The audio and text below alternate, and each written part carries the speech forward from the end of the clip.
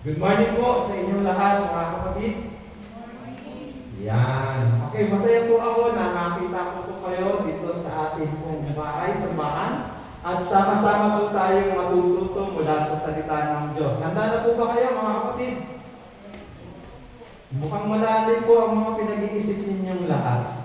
Parang meron tayong malalim na pinagdadaanan sa ngayon. Pero, ganun pa man, mga kapatid, I hope na sa pagpunta niyo po dito sa church, maaaring kayo po ay blessed at inspired, o maaaring ang iba po sa atin ay maraming mga alalahanin. But I hope na bago po matapos ang ating gawain pagsamba, sa pamamagitan ng mensahe ng ating Panginoon, ma-inspire tayo at magkaroon tayo ng panibagong kalakasan. Amen? Okay, so focus po tayo dito sa ating pong gawain. Everybody loves to hear some appreciation from others. Bawat isa po sa atin, masaya tayo, napapflatter po tayo kapag nakakarinig tayo ng papuri mula sa ibang tao o kaya pasasalamat. Sa umaga po ito, ilan na po sa mga kapatid na naandito ngayon, yung pong nasabihan ninyo ng good morning, binati ninyo. Tingnan niyo po yung mga kasama niyo. Ilan po dyan yung binati ninyo personally? Yan. Kung konti po ang inyong nabate, huwag na po kayo tumayo, huwag nyo ibaba yung inyong face mask, pwede nyo pong sabihan ng bawat isa ng magandang umaga sa iyo, kapatid. Sige po. Sige po, huwag po kayong mahiya. Yan lang po yung regalo mabibigay ninyo kayo. Patiin nyo po ng good morning para ma-bless po yung isa't isa, no? Meron po bang nagsabi sa inyo na, wow, ang ganda ng suot mo ngayon ang gwapo mo ngayon. May nagsabi po ba ng ganyan sa inyo? Nalungkot lahat, walang nakapagsabi. So, to inspire others, we need to learn how to appreciate. At napakahirap kasama sa buhay yung taong maraming reklamo. Tama? Kung ako meron ako magiging kasama, magiging masaya ako kapag yung kasama ko laging nag-a-appreciate. Ang ganda ng lugar na to. Ang sarap ng pagkain. Ang gwapo mo talaga. Lalo pag ganyan nasasabihin sa akin, tonto ako. Pero kapag ang kasama mo, ginawa mo na yung lahat, tapos sasabihin, ano ba yan? Yan na ba yung kaya mo? Pangit naman. Parang lahat na lang reklamo. Ang hirap kasama. Ayaw natin ng mga kasama reklamador. Tama po ba? Gusto nyo?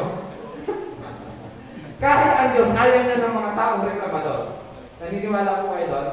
Sa umaga po ito, nais natin ibigay yung mensahe na magtataas ng mga pagpapala ng Diyos sa mga taong marunong magbaba ng kanilang mga reklamo sa buhay.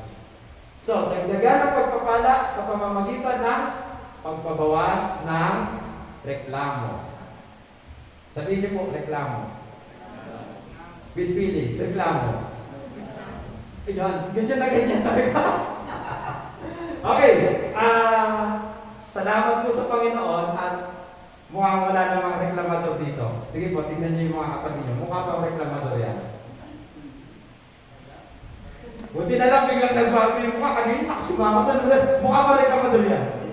Ganda-ganda, no? Hindi nyo lang mo nakikita pero nakangiti po ako yan. Anyway, maaari mo pa tayong lahat ay magsitayo bilang paglalaan sa pagbasa ng banal na kasulatan.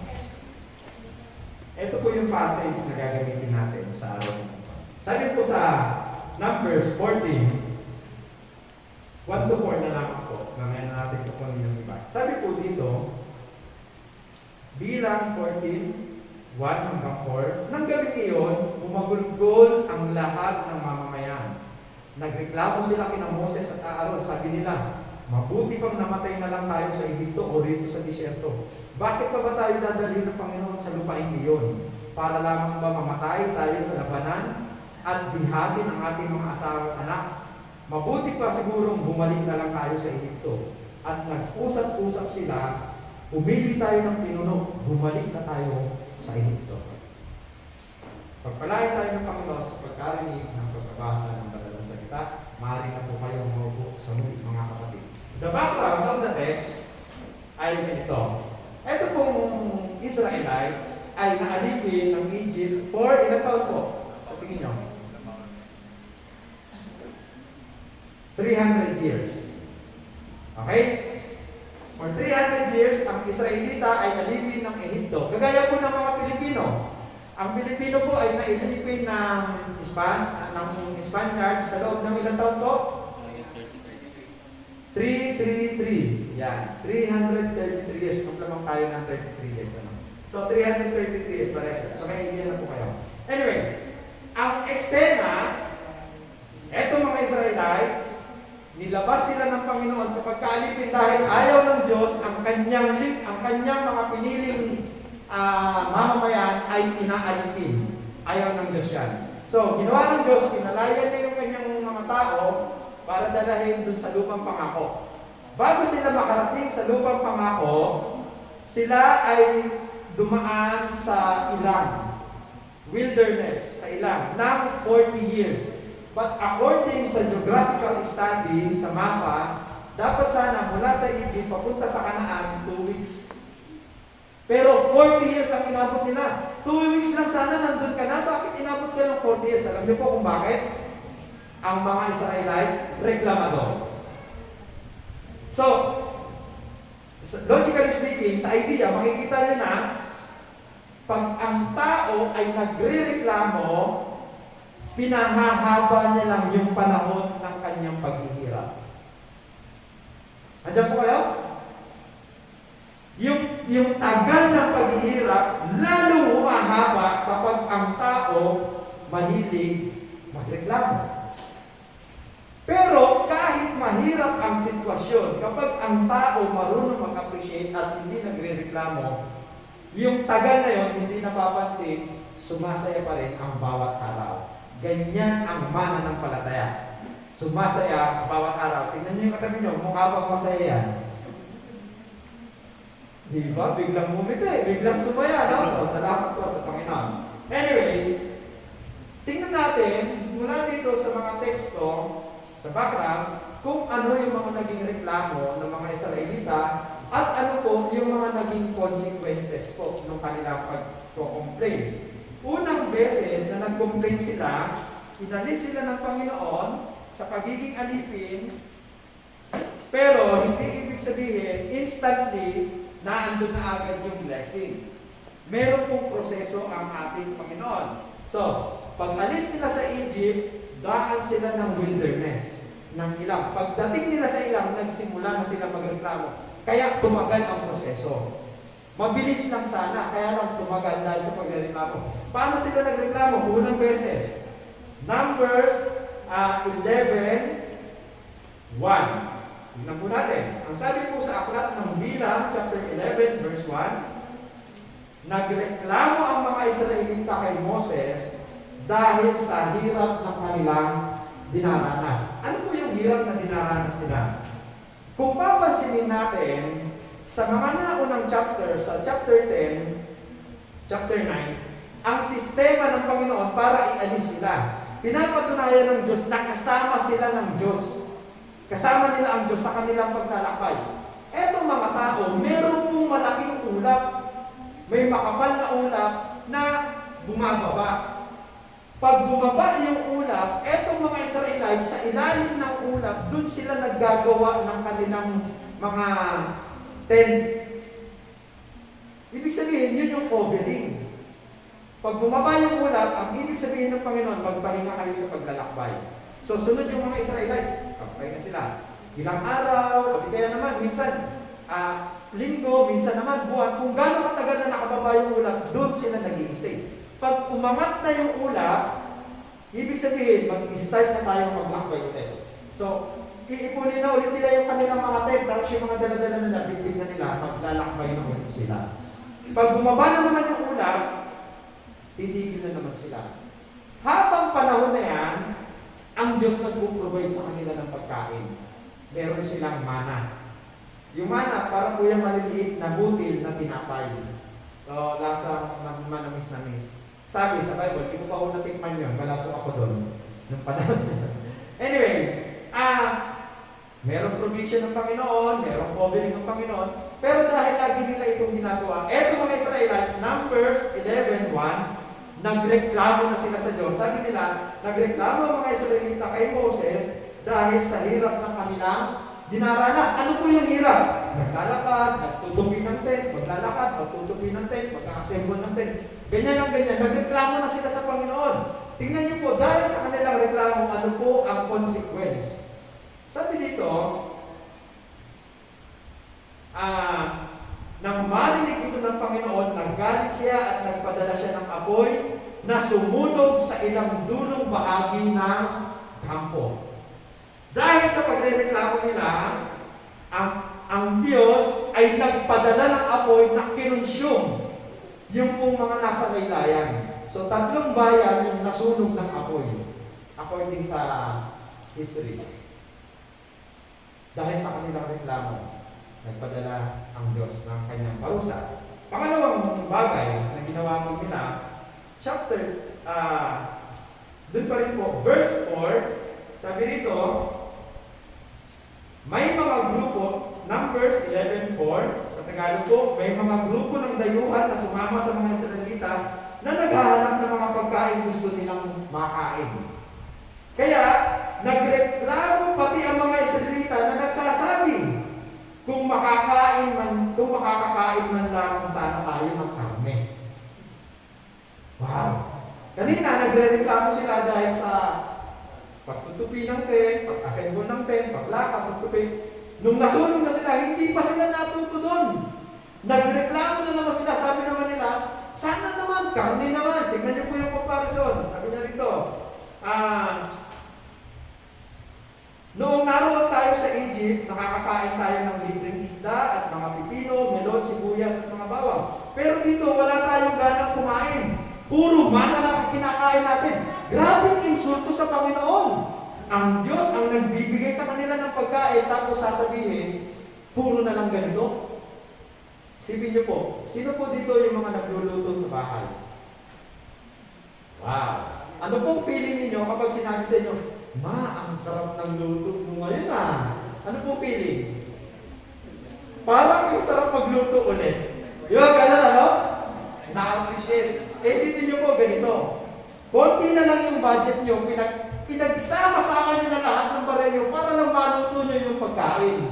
Tapos hirap na hirap kayo sa ginagawa niyo. Pagdating doon, nung masaya kang isa-serve, sasabihin ng anak mo o kaya ng asawa mo, yan na naman?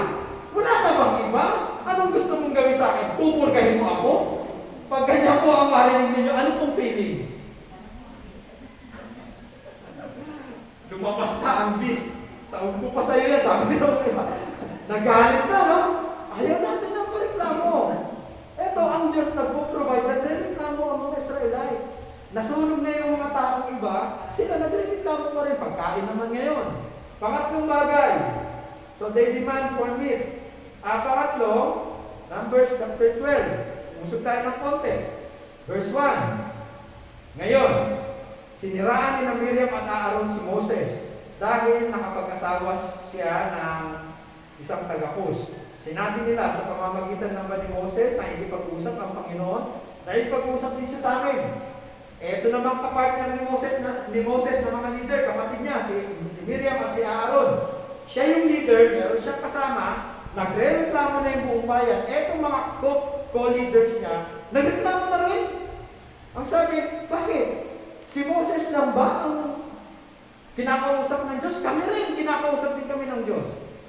Balikan natin yung unang eksena. Naghingi sila ng pagkain sa Panginoon. Tingnan natin yung consequence. Nung humingi sila ng pagkain sa Panginoon, Numbers 11, sa verse 31, sabi rito, ngayon, nagpadala ang Panginoon ng hangin na nagdala ng mga pugo mula sa dagat. Ano lang po pinadala? Pugo. Alam niyo po yung pugo, quail. Yan. Lumipad-lipad sila sa palibot ng kampo at ibinagsak sa lupa. Mga 3 talampakan ang taas ng buntod ng mga pugo. Gano'n po karami yung 3 talampakan?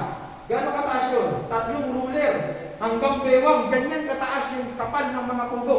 Gano'n kalawang kinasakop? Sabi rito, at mga ilang kilometro ang lawak ng buntod ng pugo. Isipin nyo, nagreklamo yung mga tao. Lord, saan na naman? Meat naman. Puro na lang mana. Wala na bang iba dyan? Insulto sa Panginoon yun. Ang ginawa ng Panginoon, sige, gusto niyo ng meat? Eto ang meat ninyo. Pinadalahan sila na sandamakmak na pugo. Grabe, napakakapal. 3 talampakan yung taas ng pinagpatong-patong. Ilang kilometro ang lawak. So yung mga Israelita, tingnan niyo po yung ginawa ng Israelita. Kaya ng araw na iyon at ng sumunod pang araw, nang huli ang mga tao ng pugo, araw at gabi. Grabe no, parang gutom na gutom. Kuha na po sila ng mga pugo. Nag-ipon sila. Tingnan niyo po yung nakuha nila. At walang nakakuha ng bababa sa 30 sako. At ibinilad nila ito palibot ng kapo. Isipin niyo po yan, no? Bawat isa sa kanila, pinakamababa. Walang bababa, pinakamababa. 30 sako na pugo. Imagine! Brother Pao, kaya mo umubos ng 30 sakong pugo? Di ba, no? Isipin niyo po, ang pugo na andyan lang napakarami.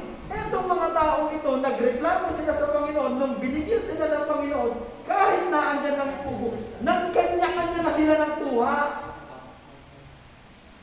Kanya-kanya na, bahala ka, basta ako kukuha ko, pinakamababa, 30 sako bawat isa. Ginawa pa nila tinapa. Binilad pa nila no, para ma-preserve. Tingnan niyo po yung galit ng Panginoon. Sabi dito, pero habang minumuya nila ang karne at hindi pa nila nalulunok yung karne, naggalit ang Panginoon sa kanila at pinadalhan sila ng salot. Anong nangyari? Kaya tinawag ang lugar na iyon na Kibrot Hataava dahil doon inilibing ang mga taong matatakaw sa karne. Nagyukuan ng church. Sa atin naman po, bawal ang pork. Sabi lang nakakasama ng kalusugan. Pero eto mga taong ito, grabe na yung greed, yung kasakiman. Pag 30 ba naman, nasa ako, may pinakamababa yun, aanuhin mo yun. Galit na ang Diyos sa kanila. Kaya nung kumain sila, hindi pa nilulunok, nagpadala ng salot ng Panginoon. Ano nangyari? Nagkandamatay ang matatakaw sa pugo. Sino pong mahilig sa pugo? Walang nagtaas ng kawan. Ako pinakatikit din naman ng pugo at masarap po ang pugo. Anyway, hindi ko alam kung ang mga tao noon ay nalason o nasobrahan na hindi na nakahiga. Kasi matakaw daw eh. Basta nagalit ang Diyos. So they complain, nagreklamo sila at nagpadala ng parusa ang Diyos. Pangalawang reklamo, pangalawang parusa. Pangatlo, sabi po rito sa may chapter 12, eto na po yung kapatid niya. Meron na siyang meron silang dalawang kasamang co-leader si Moses. Etong dalawa, biglang naman nakaisip. Kasi nagkandamatay na yung mga tao. Sabi naman ng dalawang kapatid niya, bakit? Si Moses lang ba kinakausap ng Diyos? Tayo rin. Kinakausap din tayo ng Diyos. Iniisip ng dalawa, higit sila. May magagawa sila. Kaya, tingnan natin. Sabi ng Panginoon dito, sa may verse, chapter 12, 9 and 10. Dahil doon sa ginawa nila, nagalit ang Panginoon sa kanila. Umalis siya. So, ang ginawa ng Diyos, may reklamo kayong dalawa kay Moses. Si Moses ang pinili ko. Halika kayong tatlo. Dinala ng Diyos sila sa may atin. Mababasa niyo po yun dito sa chapter 12 na to. Pagdating doon, sinermon na sila. Pagkatapos ng sermon, napagalitan na ng Diyos. Etong tatlo. Ito po yung nangyari.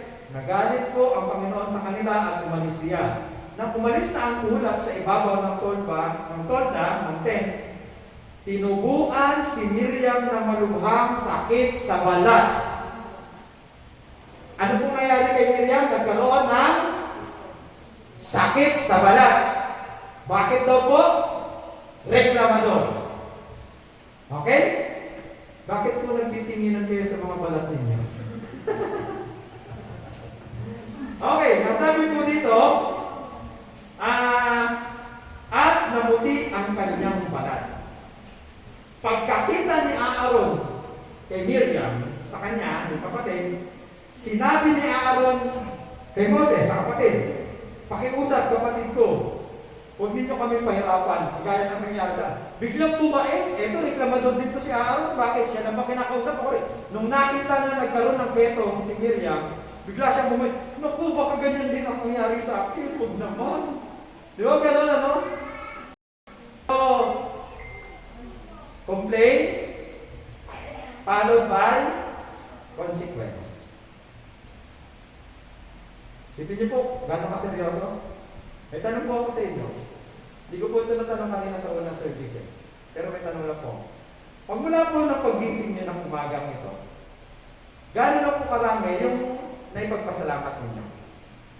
Ilang beses kayo nagpasalamat? Sa tao, sa Diyos, sa sino? Gano'n karami yung beses kayo nagpasalamat? Marami. Ilang beses na po kayo nakapagreklamo ngayong araw na po pala? Ano ba ito? Ba't ang kalat dito? Sino na naman nag-ano nito? Ba't iniwan na naman ito? Ilan po yung mga kayo? Hindi pa ako nakatingin sa mga nanay, ha? Yan, no? Ang dami natin complain.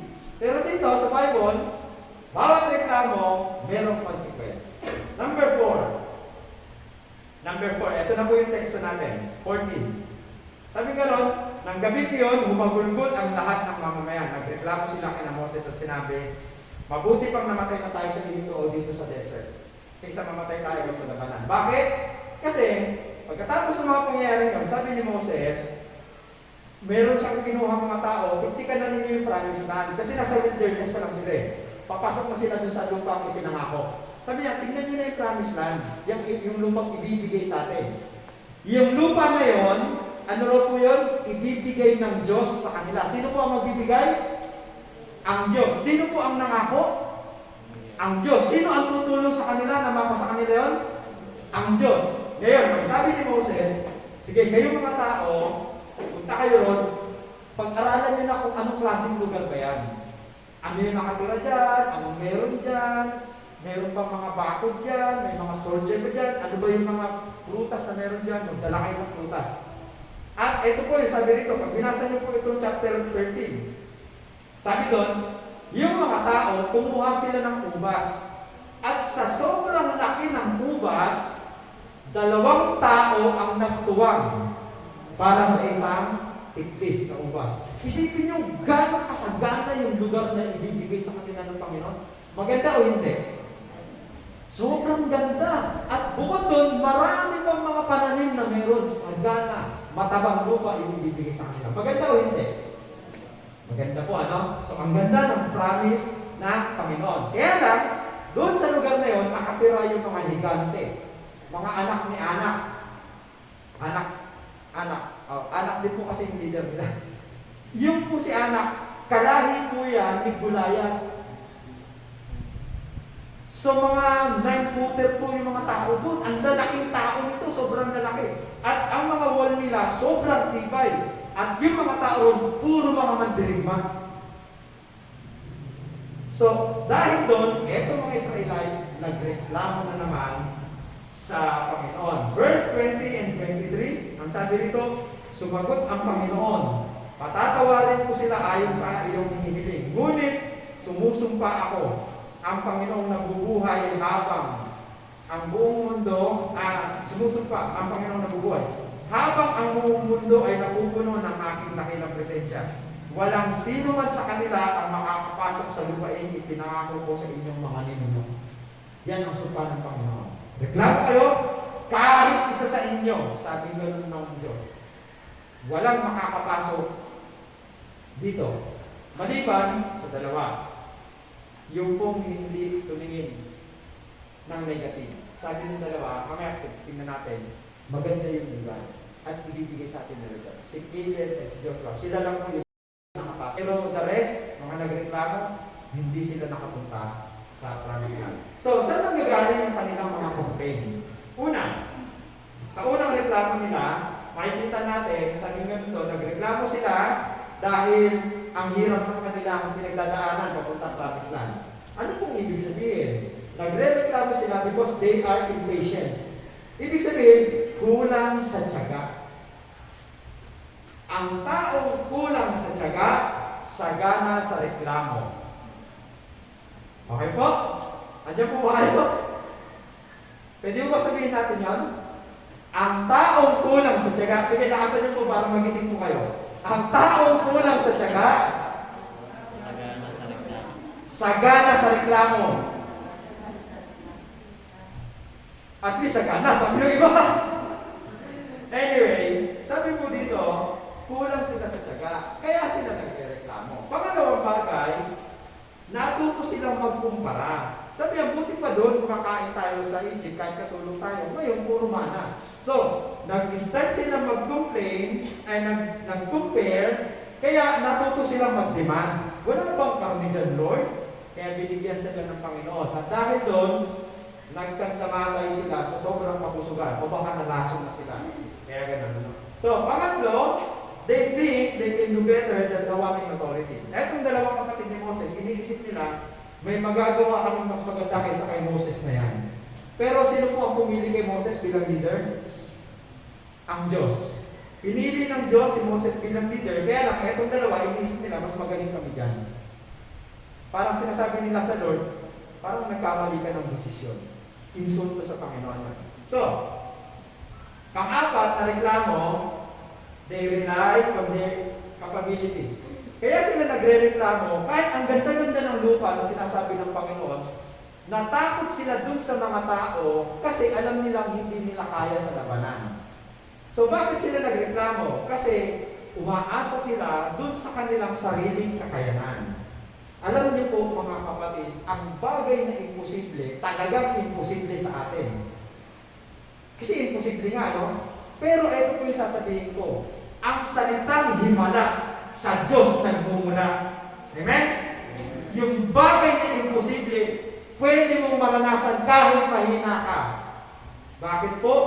Kasi ang Diyos ang pwede lang makagawa nun para sa atin. Yun yung hindi nakita ng mga Israelita. Nagreklamo sila kasi nakita nila mahina lang kami. Paano natin lalabanan niya? Teka lang, sino po ba ang nangako sa mga Israelita? Ang Diyos. Sino ang magbibigay ng lupang pangako? Ang Diyos. Sino ang tutulong sa kanila? Ang Diyos. Anong problema nila? Hindi namin kaya. Ba't kayo parang sinasabi, ba't sa inyo kayo tumitingin? Hindi ba ako ang gagawa? Parang sinasabi ng Diyos sa kanila.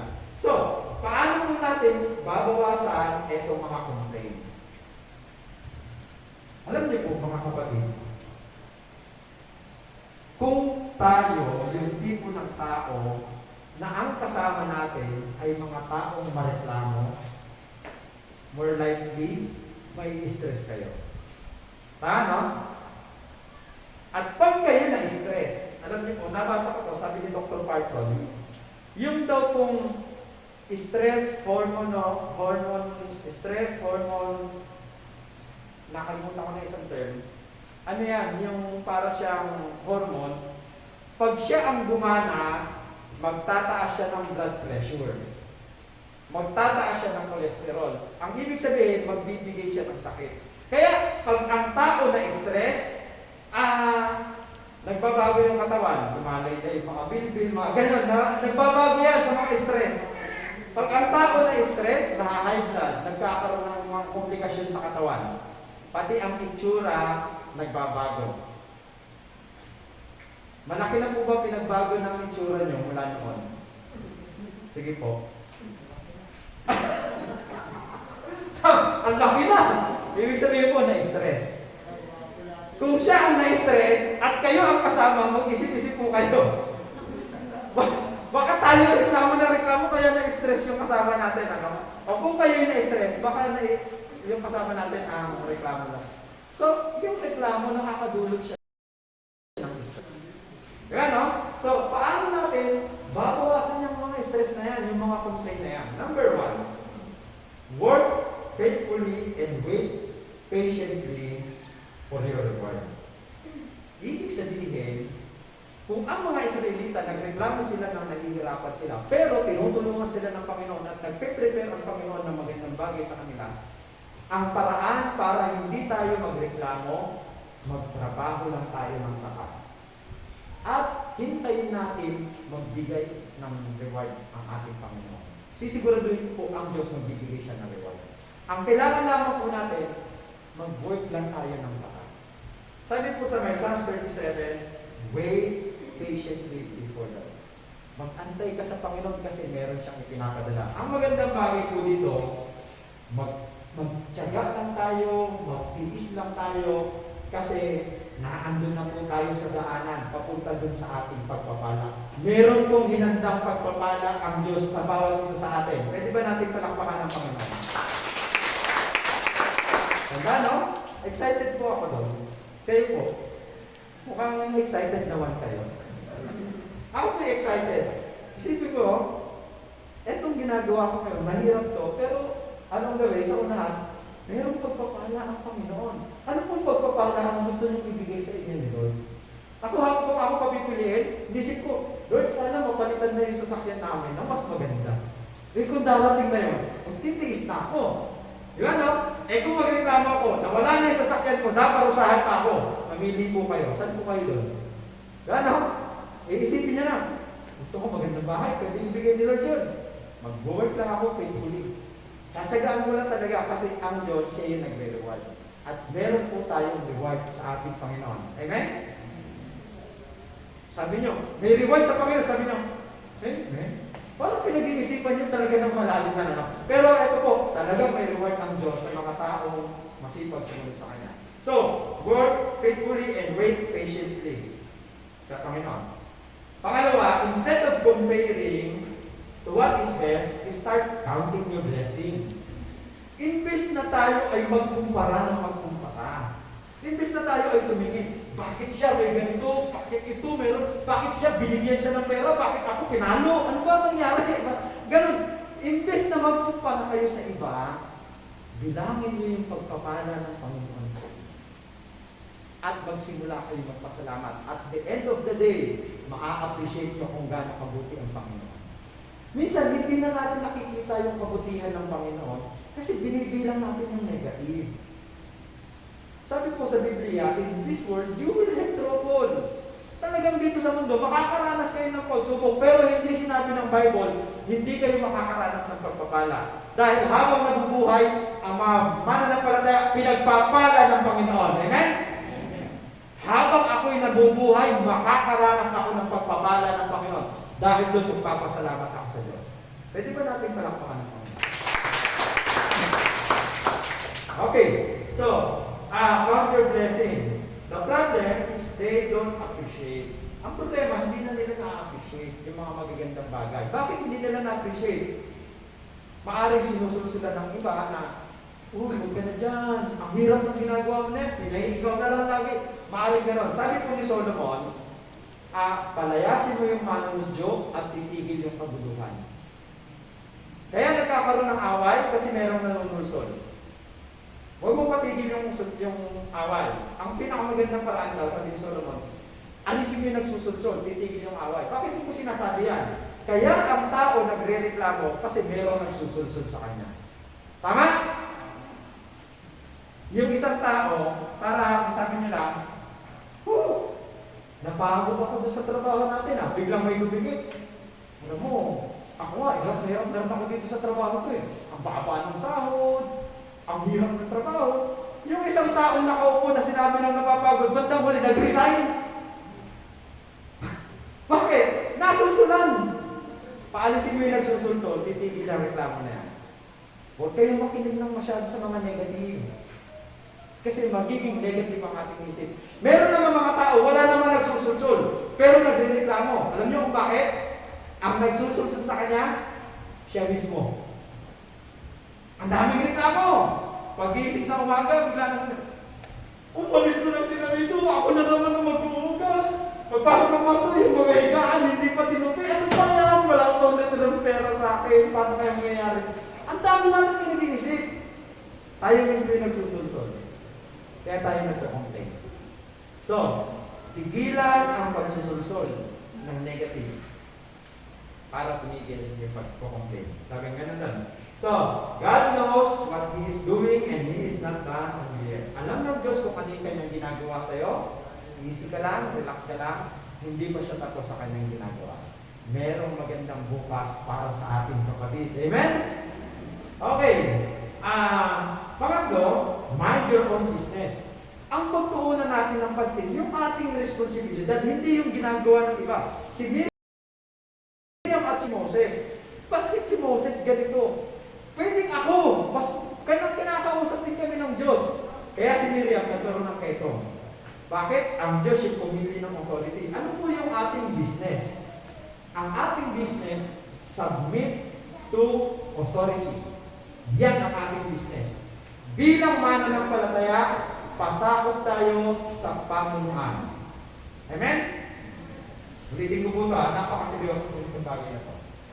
Bilang mananampalataya, kailangan natin matutunang magpasakop sa pamunuan. Kami pong mag-asawa, may illustrate po ito kanina unang service. Kami pong mag-asawa, may takot kami sa vaccine noong una. Kasi, syempre, maraming balita, may mga ganito, ang daming negative tungkol sa vaccine. Pero dumating yung time, niloob ng Panginoon, na yung pangalan namin makasama sa listahan ng mababaksinate. So, personally sa akin, inisip ko, yung vaccine, paraan ng gobyerno para tulungan yung mamamayan na makontrol yung COVID.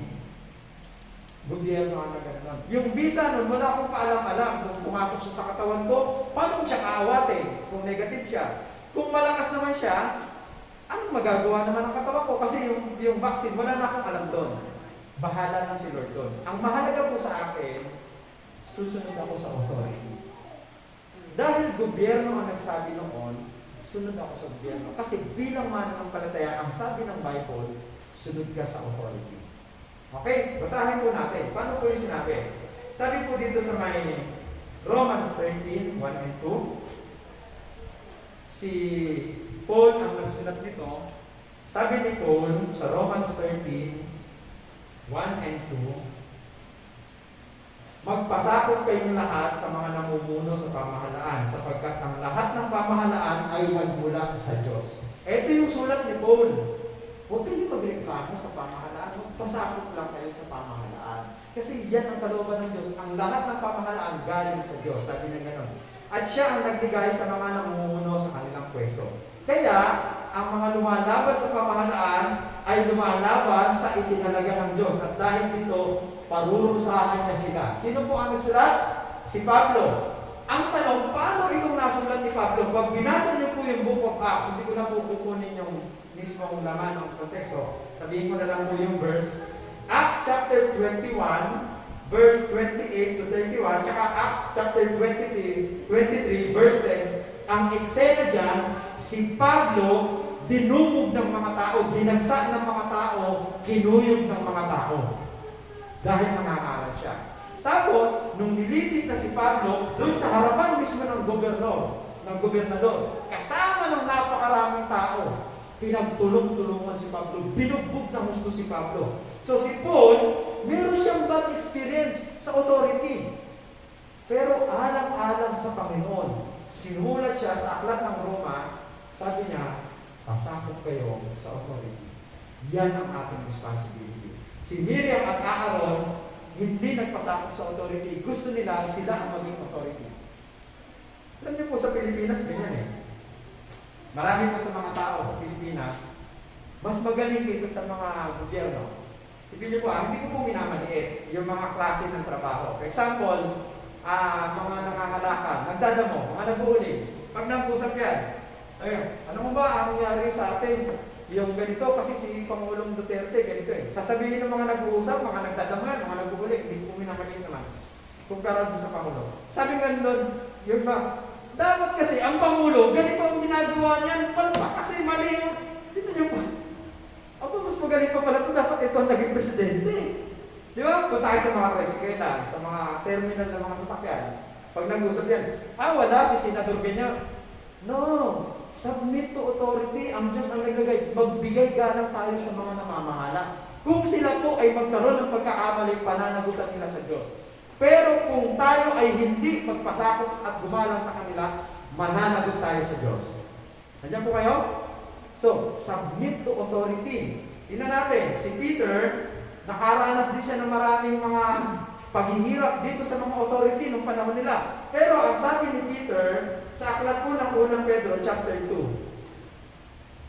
13, unang Pedro, chapter 2, verse 13, alang-alang sa Panginoon, sabi ni Pedro, magpasakop kayo sa lahat ng tagapamahala ng bayan. Pero etong sumulat na to si Peter, nakaranas to ng pambubugbog ng talagang matinding mga persecution ng mga namamahala sa panahon nila sa Roma. Pero ganun pa man, sabi nito, magpasakop kayo sa tagapamahala ng bayan. Maging sa emperador na may pinakamataas na kapangyarihan. Alam niyo po sino itong emperador na to sa panahon nila? Ito po yung emperador na muntik magpapatay sa kanya, pati kay Paul. Grabe to, pero sabi niya, halang-halang sa Panginoon. Huwag niyong intindihin yun. Magpasakop kayo sa authority. Huwag tayo magreklamo. Sabi niya, sa mga gobernador, sapagkat ito ang kalooban ng Diyos. Gusto niyo pong sumunod sa ating Panginoon? Diyan po ba kayo? Tayo po ba yung mga authentic followers of Christ, kagaya ng message sa Sunday? Amen? Then, submit to authority. Sino po ang authority? Ang tanong, sino yung authority? Yung lahat ng merong pamumuno. Hindi lamang po yung gobyerno, yung ospital, yung mga doktor, yung mga nurse, yung mga teacher, yung mga barangay tanod. Authority yan. Dito lamang po sa atin, sa barangay natin, ang daming authority. Bago kayo pumasok dito, meron pong authority ng SAF, nung kampo ng mga pulis. Merong kampo ng mga taga-munisipyo na nag-check up ng mga turista. Merong kampo ng mga aroneta. Lahat yan may authority. Pagdating dito, meron pa hong barangay. Grabe ang check-up bago dumating. Pagdating sa bahay nyo, meron pa rin authority. Andiyan yung mga magulang, yung mga kuya. Magpasakop tayo sa authority. Minsan kahit sa church, kahit dito po sa church, merong authority. Magpasakop tayo. Yun ang kalooban ng Panginoon. Yung authority, maayos yung trabaho nila, sila ang mananagot sa Panginoon. Hindi mo natin obligasyon kalkalin yung mga mali nila. Ang obligasyon natin, magpasakop tayo sa authority. But for the sake of God's word, sinabi nila magpasakop sa authority. And last thing, trust in the Lord with all your heart. And lean not in your own understanding. Ito po mga Israelite, natakot sila dun sa kalaban dahil masyadong malalaki at matatapang. Pero ang sabi ni Solomon, magtiwala ka sa Diyos buong puso at lubusan. Huwag kang manaman sa sarili mong karunungan. Bakit? Magkakaproblema ka. Kasi tayo po limitado. Yung promise ng Diyos, hindi na nila pinaniniwalaan dahil natakot sila, hindi nila kakayanin. Pero ang promise ng Lord, si Lord ang magbibigay sa atin. Sa kanila. Ganun din po sa atin. So do not waste time for negative thoughts. Always look on the positive side. Balikan po natin yung teksto. Bakit always look on the positive side? Sabi po dito sa may Numbers 14. Tingnan natin verse 21. Ngunit sumusumpa ako ang Panginoong nabubuhay habang panahon.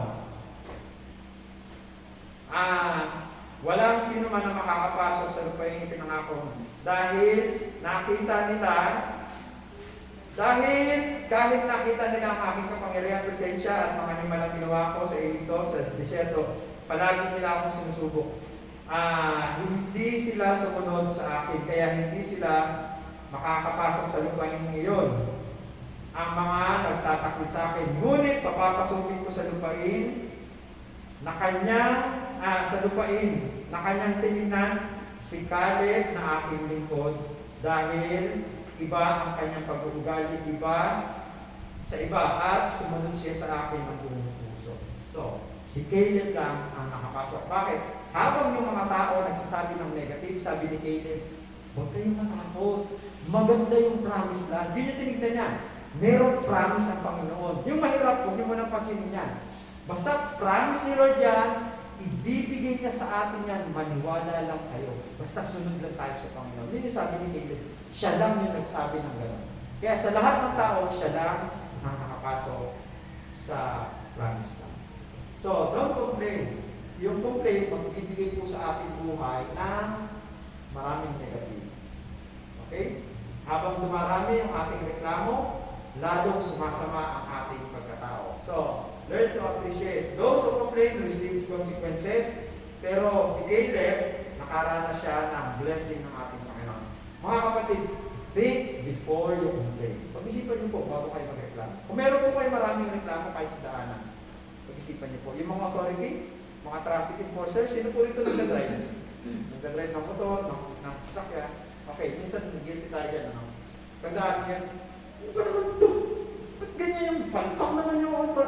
Okay, pag nalaman niyo pong magbigay galang sa kanila, let us help authority to do their job happily. Tulungan natin sila magawa nila yung trabaho nila. Pag sinita kayo, boss, para na yan. Ay, magandang araw po, pasensya na po kayo. Hayaan natin magawa nila yung trabaho nila ng masaya. Ang trabaho natin, submit to authority. So, think before you complain, submit to authority, and wait patiently before the Lord. Good morning po sa inyo lahat. God bless po. Walang